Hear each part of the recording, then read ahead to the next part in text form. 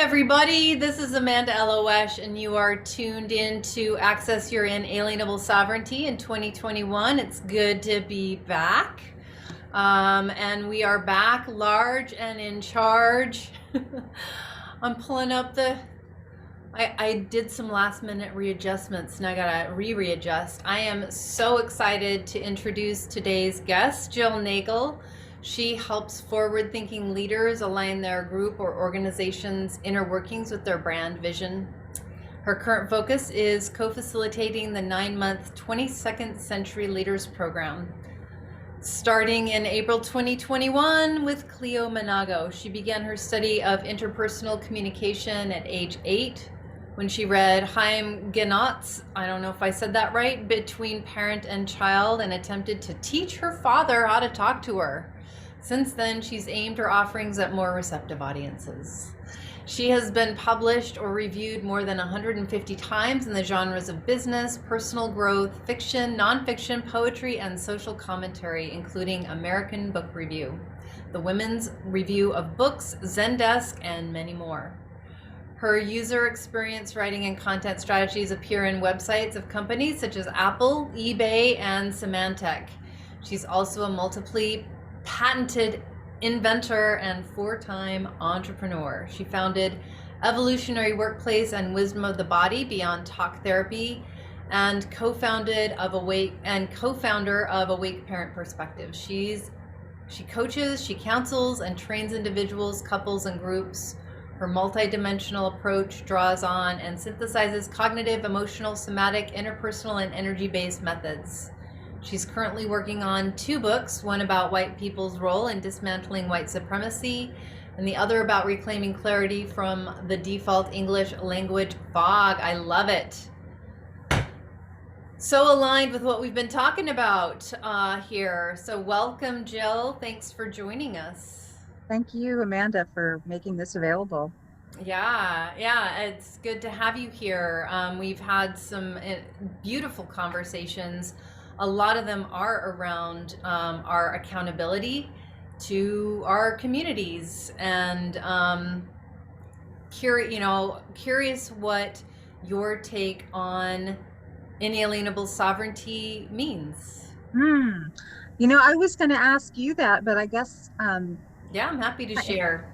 Yeah, I'd love to hear your what's been coming up, and then kind of riff from there. Yeah. Well, it's interesting. I was reading your bio. I started the work that I'm doing at age 11, approximately. I mean, I guess a little bit earlier, but started to learn about guided imagery, guided meditation, and shifting consciousness as a channel, and being really curious about how to bring what I was experiencing to the third dimension. Because back in the 70s, when I was a kid, and growing up Mormon in Salt Lake City, Utah, there was not a whole lot of talk about, especially as a woman, accessing source wisdom directly. And I've had plenty of struggles as a human, but also feel like there's been great advantages to having source wisdom, and been really passionate about how to bridge what I've been experiencing since a very young age to help other people. And as my awareness has been expanding more and more and learning more and more, really it's about taking full accountability. Like, if we're going to claim sovereignty, we have to acknowledge that we are fully accountable for what we're creating. We can't just pick and choose and be in an empowered place without taking accountability for whatever messes are in our reality. And whether we feel like we did something directly to create it or not, it's clean up on aisle 4 for everybody. And so really looking at how can we show up to take accountability and bring our gifts, our awareness, our resources to create sovereignty for everyone. Because that's really, it's not about power over, it's about power with, and non-codependency. So that means empowering everyone. And that's kind of been the basis of a lot of these all of them pretty much, from different perspectives. We've had a lot of a lot of beautiful perspectives. Not a whole lot of LGBTQ. Those invitations are out, but those all of my friends who are in that community, they are busy, so they're getting back with me. But we have had a lot of different diverse perspectives, and it's, I know that this is something you're passionate about, so excited to hear what you're bringing to the table as well. Thank you, Amanda. It sounds like, we share having had really strong, you and I share having had really strong inklings from such an early age. Like you got such clarity um about how things were, how you were, and the disconnect between what you were seeing and feeling and knowing in your body and your being, and what was available, in the outside world in terms of how you could show up. And I saw a lot of that too. I think when you're young and gifted and you have vision and there's nobody around to really validate you, it's a lonely path. And at the same time, we started gathering resources really early. So by now, I guess, I feel kind of ancient in some Yeah, ways. we're old pros by now. We're the elders. Yeah, yeah. And I've always been interested in the deeper truths of things, and I've always acutely felt the gap between what I saw going on around me and what was really apparent to me underneath that. Um, and a lot of times I seem to be the only one bothered by it. But I found out that wasn't true. Like sometimes in class, I would raise my hand and say, "That doesn't seem right to me," or "What about this?" And everybody was completely silent. So I thought I was the only one who saw or Mm, noticed. But then afterwards, often people come to me and say, "Thank you so much for saying that. yep. I was thinking the same thing." I'll think, "Well, why the hell didn't you speak up?" And I think it's because we're so taught to defer to authority. And from the time I was super tiny, and I would ask my mother a question, and she would say, "You tell me." Mm, And she gave me a very unusual, I think, kind of respect, being a little being. And from 6 on, I did not grow up with my mother. However, I had that early experience of being respected. And so when I got that like adultism, when the that, that condescending voice, known as the 60s, oh, and I was kind of like, the hell are you talking to me like that for? Like I knew I was worthy of respect, but the adults around me didn't. No, mm, none of them mm. really. I can Um, I can really relate. I did ask a lot of questions that afterwards a lot of people like, wow, I'm so glad you asked that question. Mine was really from the ignorant assumption that um, people wanted to learn. I wanted to understand the things that didn't make sense, and so when the things were contradictory, I'm like, help me understand this. And sometimes it was appreciated, and sometimes I was seen as a boat rocker and invited to leave the party. mm. Um, and also had a mom who she actually would say, "You, how did you know that already? You seem wiser than me for your years." What did you think when she said that? Um, well, it was curious, I think one of the things that's been just kind of my own personal discoveries. I'm only in my body and mind and spirit. I only have my experience to look through, and having some superpowers, and and just assuming other people could do the same, and then having certain struggles, and just not knowing like what is shared, what other people experience, what of this amazing, these downloads and visions I'm having.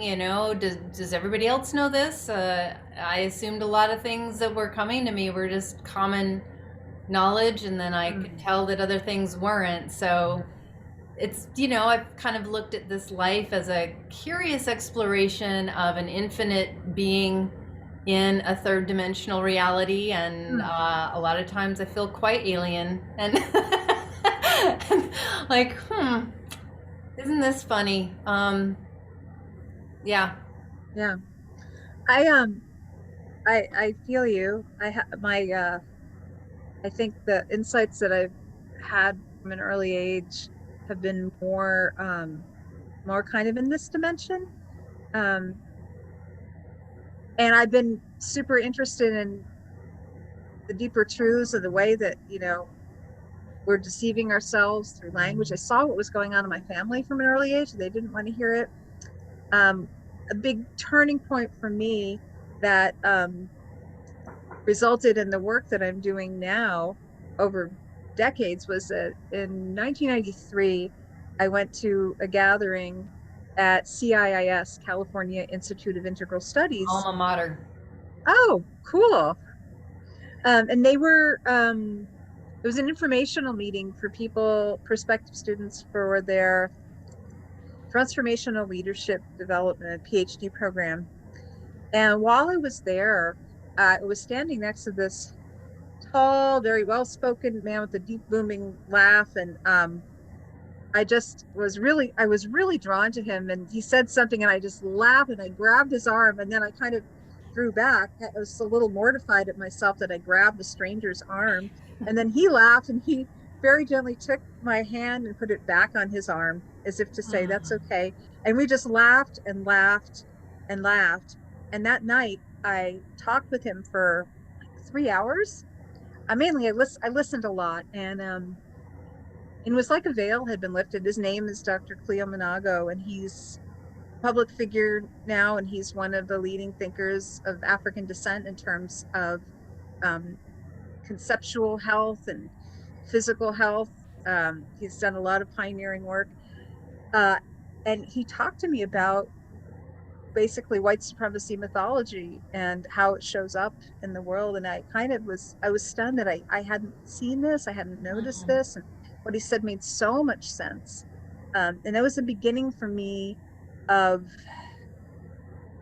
incorporating these insights into how I move about in the world. And you know, for a long time, my social justice work around being queer, Jewish, white, anti-racist felt like it was separate from all of the somatic work I was doing with the wisdom of the body and the leadership work. And I couldn't find a way to really weave them together. And I did this this life purpose work with Holly Woods, who by the way is awesome. I don't know if you know her. And we came up with uh, this metaphor of weaving that, my sister's excuse me, my sister is a fiber artist and she's so on purpose every moment of every day. She does amazing work. And my mom was a fiber artist and her mom was a fiber artist and her mom was a fiber artist. And, Wow. I come from this long lineage of fiber artists and I couldn't crochet or knit or anything. I'm more of I work with words and with people. And I showed her this weaving, this needle point that my mom had done. And she said, that's it, Chip, you're a weaver. Both kind of got all started vibrating and wept. And so about a year and a half ago, I decided to take all of these leadership and somatic insights. Somewhere in there with George Floyd was murdered by Derek Chauvin, and create a program for leaders who want to incorporate dismantling white supremacy mythology and its effects into their work. And I got all excited about it. I thought, wait a second, I'm white, and there's only so much I can do on my own. And so I thought about people that I knew, and I thought about Cleo. I thought, oh, he's so busy now. He's on TV. He's being asked to speak in different places. He probably runs 3 different organizations, and plus he works with Black people. He's not going to want to work with me. And I got up my chutzpah and I approached him. We've been, on and off over the years in touch. But I never asked him to do a big project with me. And I thought, what the heck, it can't hurt to ask. And he would certainly be my first choice because when I say my mentor, I mean, I've been listening to him a lot over the years. I follow him on Facebook and been taking to heart what he says. And not like he's been taking time out of his schedule to sit down and teach me things. I've just been listening to a lot of things. Um, and the reason I've been listening to him in particular is that there's something absolutely uncompromising about him. I feel kind of weepy as I say this because that was me. I was that kid who saw the truth, and when I saw the truth, when I see any truth, I feel alive. I feel electric. I feel like vibrating, you know. And the truth of how things are really compels me, especially when others seem to be asleep around this very basic or very obvious truth. It's almost like, ooh, I found the secret potion or the secret pathway or something. And so a lot of what Cleo says affects me like that. Mm. Ooh, I hadn't seen it that way before. I didn't notice. Mm. Um, Beautiful. so he was the one I was most excited about working with. I gathered at my chutzpah. I reached out to him and he said, yes. And I said, you mean, yes, you'll talk with me and find out more and then you'll make a decision? He said, no, yes, I trust you. I was like,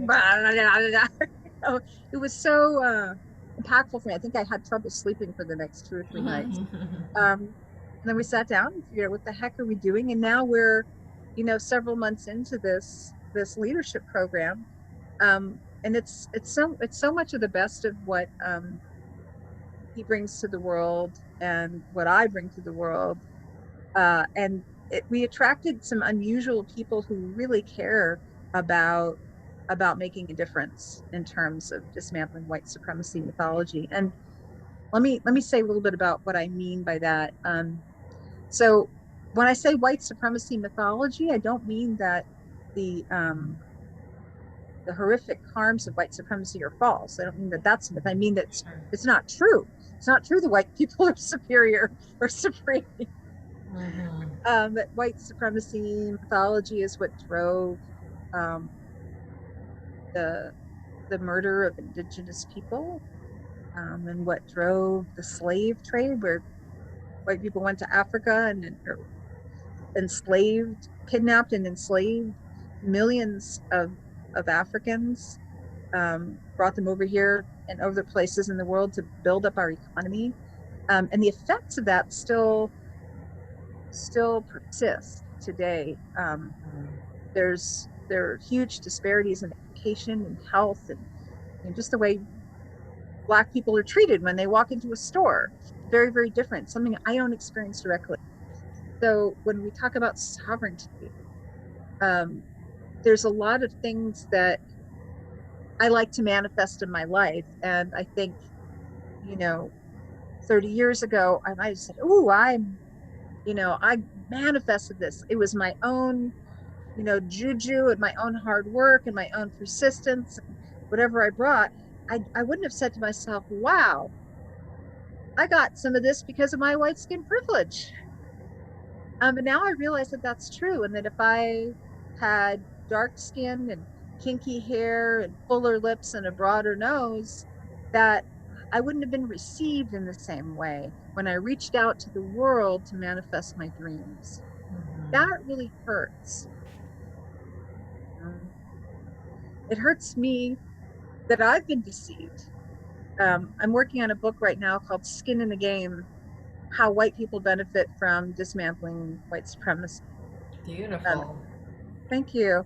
I think when we think about dismantling white supremacy, people have a variety of reactions. Some people in my family have, reactions of denial, or I'm not racist. I don't see color.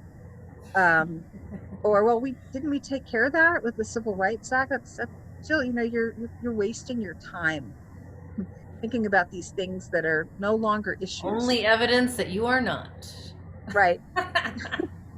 Yeah. So what I see is that that white supremacy mythology has produced a predictable set of reactions in white people, and it looks an awful lot like a dysfunctional family to me. So imagine you've got a family. Let's say a white family. Brian, the dad, is an alcoholic, and Chloe, the mom, pretends that that's not true. And Tess, does the cheerleader, does everything to distract the family. Maybe you know a family like this. Maybe you grew up in one. Does everything to distract the family from the pain. She entertains. She keeps things perky. Meanwhile, the son develops a drug problem. And all the family's attention goes to the son, but nobody talks about what's going on with the dad. So the son becomes the identified patient. And this system, the system has created everyone. So no one really has sovereignty. No one has autonomy because they're born into a system and slotted into these roles. Now, do you remember when Dylan Roof walked into a black church and shot all the parishioners? 9 of them died. Yeah. And what I saw with the white people around me, like Facebook, he's a monster.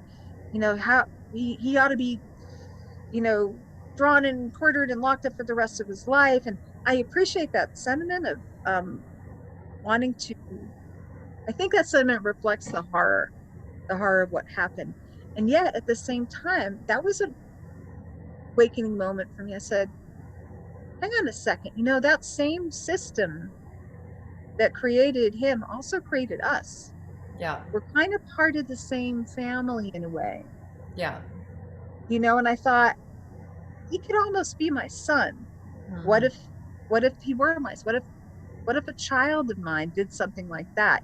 Then I would really be asking, how did I help to create this? So in the dysfunctional white family that we're all born into, if we live in the United States of America, people like Dylan Roof, people like Derek Chauvin are the identified patients. And we focus our attention on those bad racists without seeing how that system is also helping our minds. Yeah, absolutely. I've had the opportunity to study with quite a few Indigenous elders, and learning about Indigenous thinking, and the way of responding to any kind of violence, is that they see the village as being out of balance, and everyone takes accountability and shows up to do the deep healing instead of the blame and punishment, which doesn't provide any healing. Punishment doesn't provide healing. It doesn't correct the things that are out of balance that lead to that behavior in the first place. And I'm really grateful to the teachers that shared that, because I guess been curious why the people who are our leaders, aren't interested in looking at what are the things that are creating this, instead of punishing, blaming those who are at a disadvantage and struggling, for survival, and not resourced. And I kind of want to go back to something that you were saying, and it about language, because that as well. I mean, I'm just curious what your take on it is. I think we've talked about it many times, and I have offered channel teachings about it. But one of my teachers, Martine Prechtel, shared that the English language was a Christian creation to completely dissolve the indigenous languages of the people that they conquered. And our culture is in our language, culture is in our food, culture is in our music. And those, when colonialists have taken over indigenous peoples and force the children into school, which is another creation of purposeful domination and subjugation, the school system, our modern school system. They weren't allowed to speak their indigenous language. It was dangerous, and I know a lot of immigrants and people who have come here in other English speaking countries have not passed on their language because of the actual fear, the actual fear of holding that wisdom and keeping the culture alive in that way.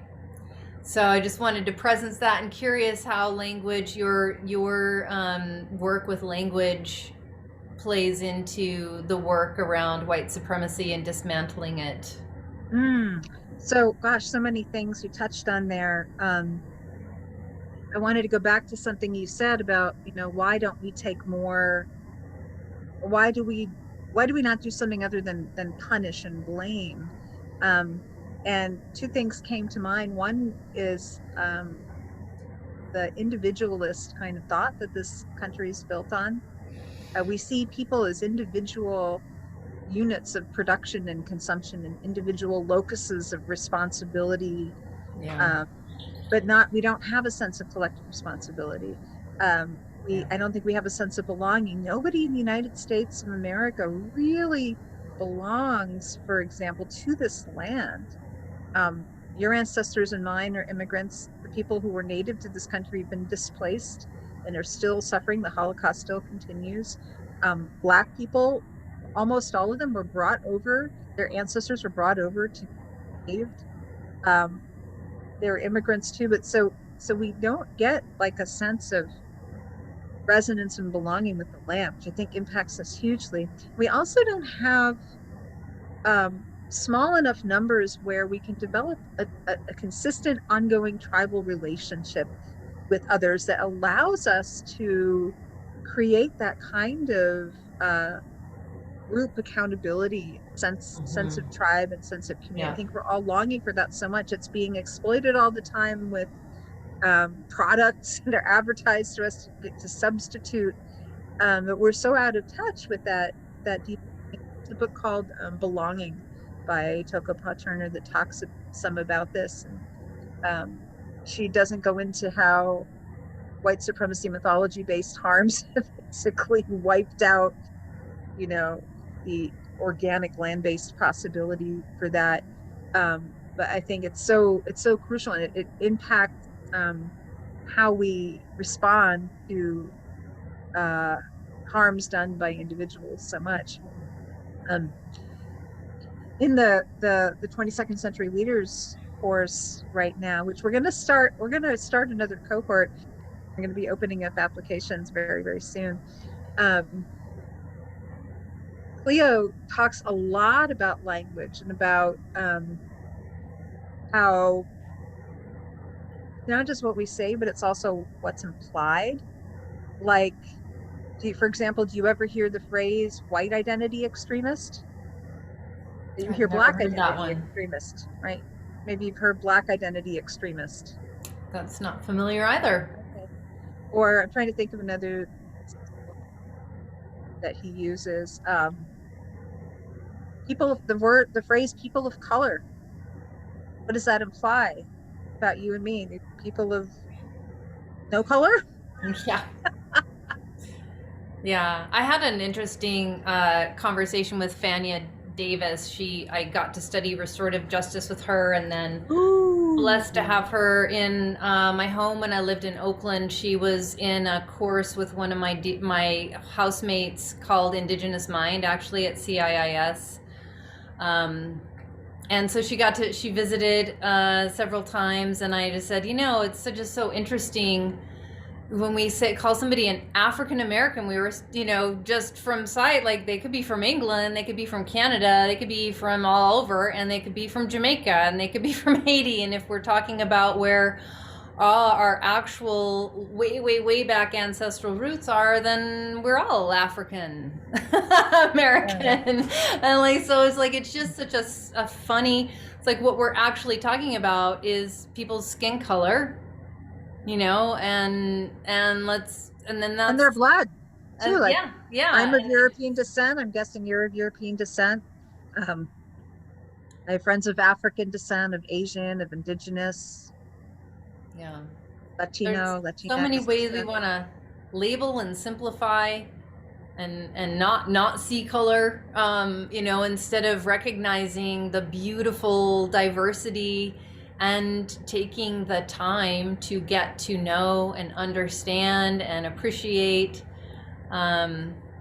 The school that I was in with Martine Prechtel it's called Bolad's Kitchen, and Bolad I think was the son of the cook for No, he's the cook of the son of Genghis Khan, and Genghis Khan was actually uh, uh, quite respectful of the people that he he respected the earth and respected the water, and conquered kind of through getting he required that every person they encountered, that they knew their customs of eating and language and hierarchy, and so it's named after that, because there is a value in remembering our ancestors, remembering the traditions, remembering all of the beautiful diversity that has been snuffed out by colonialism, and reawakening it as best we can moving forward, because we cannot return to what was, but we can celebrate what diversity is now, and give, raise it all up so that it can be rich and helpful. Yeah. Love that. And one of the things that I started doing last year, and will start again very soon, is these workshops called White on White. I used to call them the other white people, like the other white me, because I saw my white friends on Facebook, almost to a person, saying that, their Uncle Fred or their friend Susie from high school said this racist thing, and so they're going to unfriend them. And everybody jumped on and said, yeah, unfriend them. You just tell them, ignore them, push them out of your life. And, as Asia Davis and White People Doing Something says, one less racist in your life is not one less racist in my life. And so as much as I understand that ability to push away, I talked with Cleo about that. He said that he sees that as an act of dissociation. I am not a bad white person like that other white person.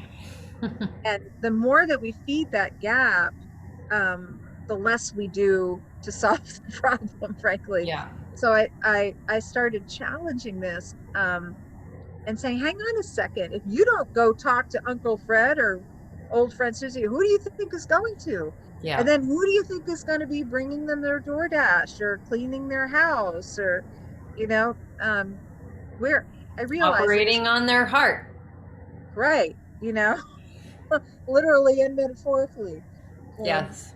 And I realized that as a white person, as uncomfortable as these conversations felt to me, and as much as I wanted to avoid them, that I was in fact abdicating my white privilege, using my white privilege to abdicate an opportunity to make a difference. And here's a chance to step into some discomfort.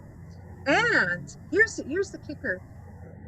Working on, so white supremacy mythology has us all so warped, and so much of our consciousness hijacked, that when we work to unpack that, it's such a potent personal growth path.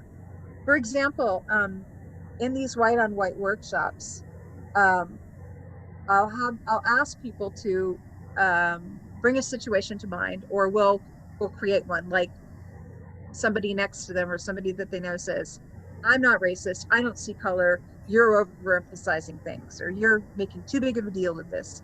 And then just to slow it down and track, like, what happens in our body? What do we tell ourselves about this person? And work with that.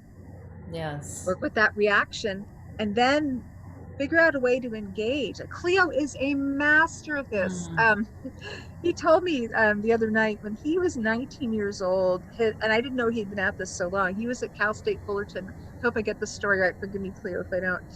And his peer group had kind of nominated him to be the one to meet, like, some grand wizard of the KKK who was appearing at school. And so he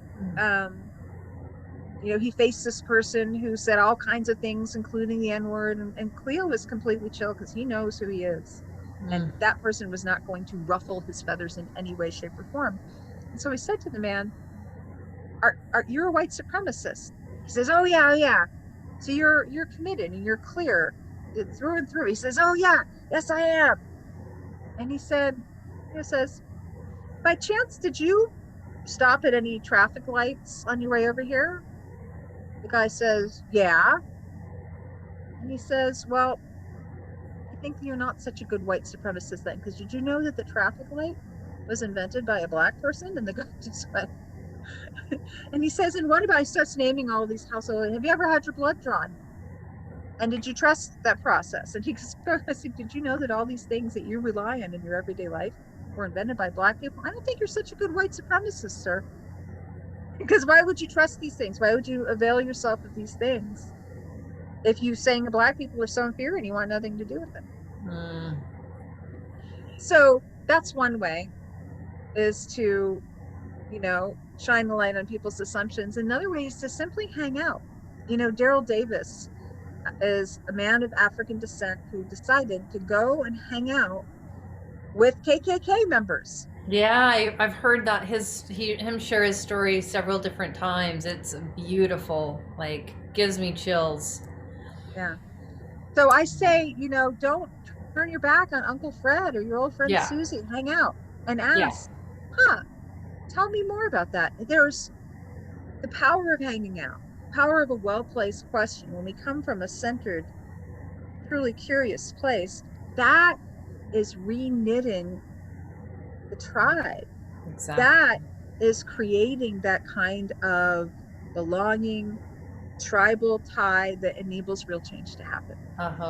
Treating everyone with respect, especially the people who are hurting other people through their ignorance, really showing up in the way that we want, that we are taking a stand for all people to be treated. With kindness, with compassion, with curiosity instead of judgment.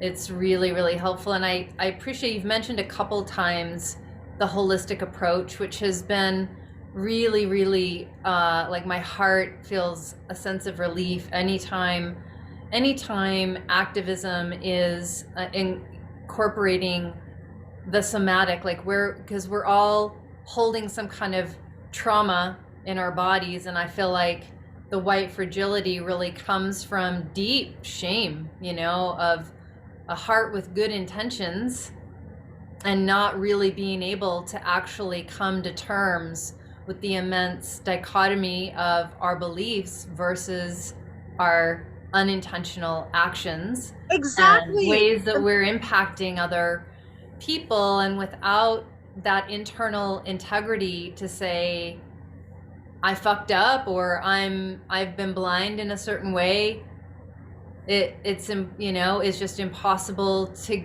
It's so much easier for a white person of privilege, to be in denial. So that is exactly it, Amanda. I often talk about, let's say we're on the bus and you've got a broken toe and it's bandaged, you're on crutches, and the bus lurches a little bit and I step on your toe. I say, oh God, I'm so sorry. Can I help you? So most of us have that reflex of caring. And if we do something to hurt someone else, we want to make it better. We care what we did. Being white, people with light-skinned people of European descent, aka white people, because really nobody is white, exactly. But getting white privilege in a culture that denies that privilege to other people, so it's in essence, we're getting it at somebody else's expense. You don't have that recourse. I can't just flip a switch. I can't just bring you a bag of ice to fix your toe and white privilege is gone. So that natural human instinct to want to make things better gets thwarted, and it makes us a little nuts. And that interferes with our sovereignty. If something is making us nuts, we don't have full sovereignty. So part of my interest in this work is to help white people see how white supremacy, mythology, and all of its harms, all of its practices is impacting us. And it's in our interest to get underneath it, to understand it, to dismantle it, and to kind of wriggle out of it. We're told all the time how it benefits people of African descent, people harmed by it. And I want to reemphasize that there's, murders and harm happening every day, all the time. And I want to say also, it's messing with us. There's all kinds of ways. It doesn't have to be extreme. We've all been colonized. We've all been conditioned. And that's kind of what I didn't realize at an early age. This was my passion, but it was like, oh, there's a bunch of ways that we've been conditioned that have separated us from source, separated us from our internal divinity, power, wisdom, and we just kind of learn to accept it, and it actually is a trauma because Yes. our spirit knows it to be untrue. And as a child, I knew Yes. those things to be untrue, but all the adults are telling me this is just how it is in this third dimensional reality. And when we can't come to terms with it, it goes into the subconscious as survival programming. And so Yes. that's the work that I do, is to, it's around race, but it's around everything. How have I allowed the conditions that were taught to me by caretakers, church, school, culture, actual big trauma, accidents, intentional abuse, neglect, how have those things programmed me so that I don't know how to show up in a conscious way? One of the quotes that I love best from Jeff, his name is Jeff Wright. He's the president of Medicine Path Native American Church, and he says, having a good excuse to behave badly is not the same as behaving well. And that's kind of the motto of inalienable sovereignty. It's like you can have all the excuses you want for not showing up in a good way, but that's not the same as showing up in a good way. And inalienable sovereignty is, how do I show up in a good way? Yeah.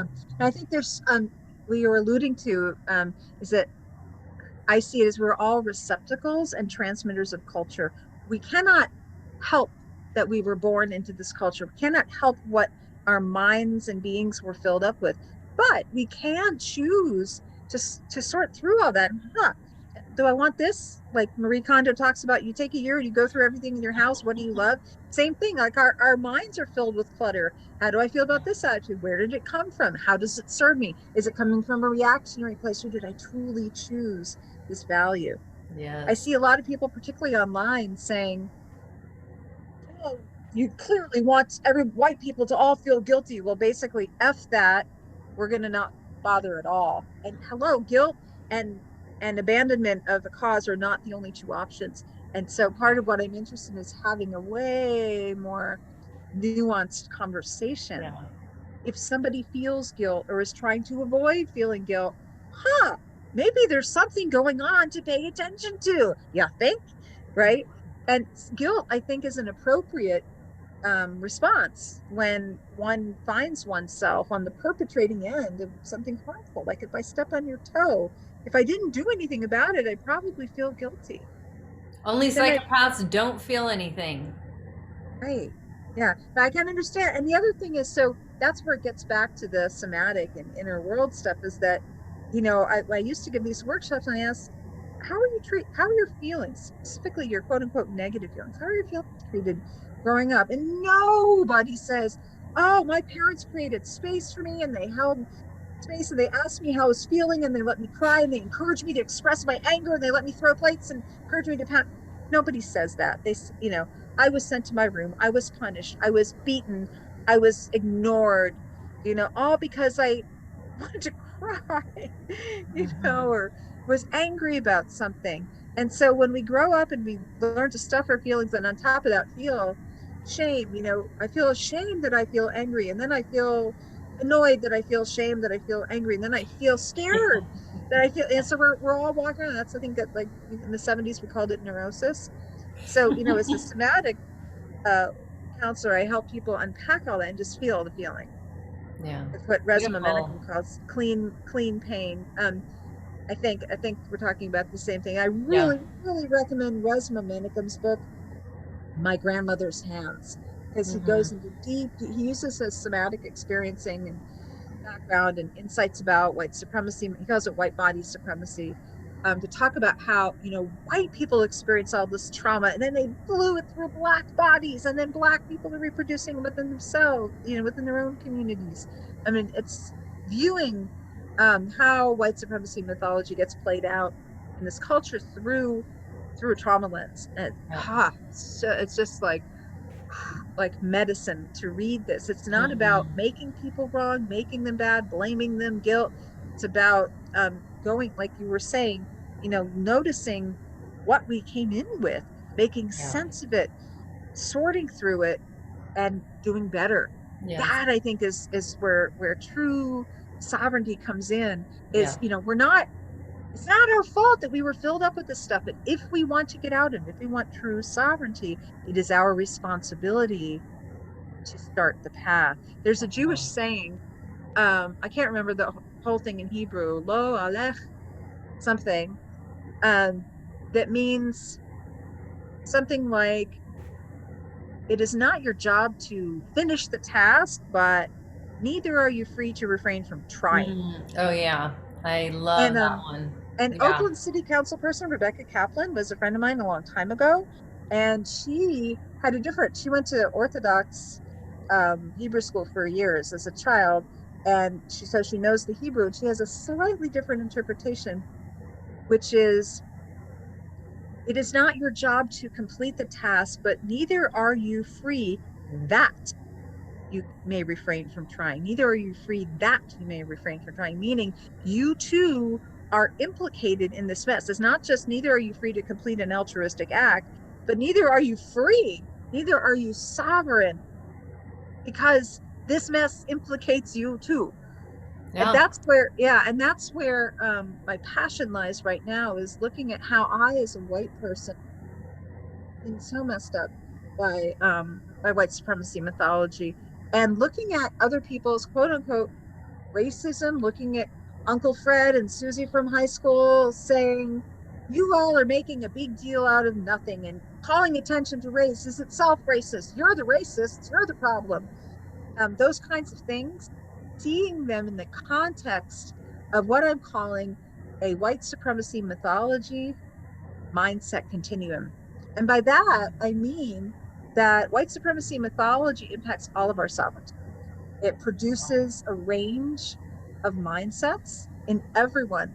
In other words, everyone you meet in the street is going to fall on one of these points on the continuum. I'm going to keep it really simple for the sake of explanation. But so on the one end is somebody who's an overt white supremacist, like the person Cleo talked to at Cal State Fullerton. I'm a white supremacist, wearing the dunce cap or whatever they have on.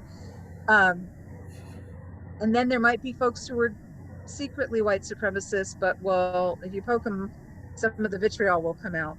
And then there are people who don't see color. We don't talk about that. Um, none of us are racist. None of us are bad people, but we're not going to talk about it because that would be racist. And then it's almost like a clear dividing line between people who are perpetuating, people who get something's going on and they want to make a difference. They're not quite sure how, and they may stumble and they may reproduce some of the harms without meaning to, but they want to learn. They want to do what you were saying, Amanda, about sorting through what you're given, and making a difference, all the way up to, I am in this for life. I am committed to sorting this mess because I see how harmful it is. Yeah. And each person, no matter where they are, is a human being who was born into the same thing that we were. And each person has potential to get out of the mess and have more sovereignty and have access to more of their heart. And so the white supremacy myth mindset continuum, for each mindset that I talk about in that matrix, there's also a need. There's a human need underneath the strategy of that mindset. For somebody who's in the KKK, it may be to belong. It may be to have a target for some rage to compensate for trauma. When Jacob Holt went into the depths of the leadership in some southern state of the KKK, he found people living in squalor, people to a person who had been severely traumatized, sexually abused, physically abused. So white supremacy mythology gets bound up with trauma in a way that comes out as racism. Yeah. And if we as white people can hang out with another white person long enough for some of that trauma to unravel, that's somatic work, and it's political work, and it's justice work, and it's the work of the heart and the will all at the same time. Yeah. It truly requires a holistic approach for it to really work. And I really appreciate that you're bringing that perspective. And you've been talking about white supremacy myth Mythology Mindset Continuum, and I know that's your free gift. And if you want to tell people a little bit about that, I don't know, Kelsey, if you would. Oh, and she's asking if you could send the link again, because Kelsey keeps getting booted off, and then Ah, the chat's not sharing it with her. it was in there. So I want to say, free gift. That's interesting. The gift will cost you something. What will cost you is a willingness. It might cost you some of your own stereotypes. It might cost you Seems some like a mental good trait. attention. Yeah. Yeah, beautiful. And I'm hoping that folks will follow you on your journey, because you know, whether you're really at this point committed to the lifelong journey of dismantling your racism as a white person, the work is about liberating us all from old, really, really old, worn out, unsustainable systems of control over people. And liberation requires that holistic approach. It requires looking at what we have bought hook, line, and sinker, and how to disentangle and dismantle those parts. So I really encourage everyone to stay on the journey with you, Jill. And did that link get posted, Kelsey? Awesome. I want to thank you, Jill, for your time and for your dedication, and bringing all of you to this conversation and to your work.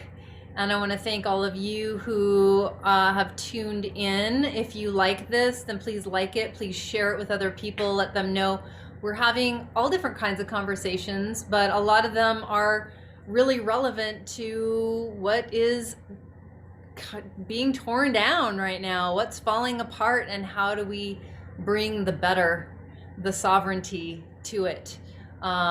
Everybody's sovereignty. And and I know there's a lot of trauma being triggered, and it's keeping us small. And there is a free gift for you that I created called Emerging from Crisis. It's a guided meditation. I've been working with guided meditation for 38 years now. Like I said, I'm an OG. And that is free for you. And if you feel inspired to get even more guided meditations to support you in accessing your inalienable sovereignty, or you just want to support what we're up to, which is creating safe and sacred spaces for our diverse community to learn, heal, and grow together, you can become a member or just pick up that free gift at our Patreon page, Living Wisdom. And Kelsey, did that get posted as well in the comments? But at least get the free gift. A lot of people need the support. We are being triggered and dealing with internal trauma and crisis, and that guided meditation will help you through. Thank you again, Jill. Thank you, Kelsey, lovely VA, for showing up and continuing the conversation. Please comment how this is, inspiring you, and if you have anybody that they have an important message to share about inalienable sovereignty and liberating ourselves from all the funk that's fallen apart because it just isn't working for the collective anymore, please have them contact me. I'm really focusing on raising the voices of those who have not been heard so much historically. So please contact me. You can DM me, Amanda Elo'esh. And again, make sure to pick up what Jill's putting down for y'all. And until next week, everybody, much love, and may the source be with you. You too, Amanda.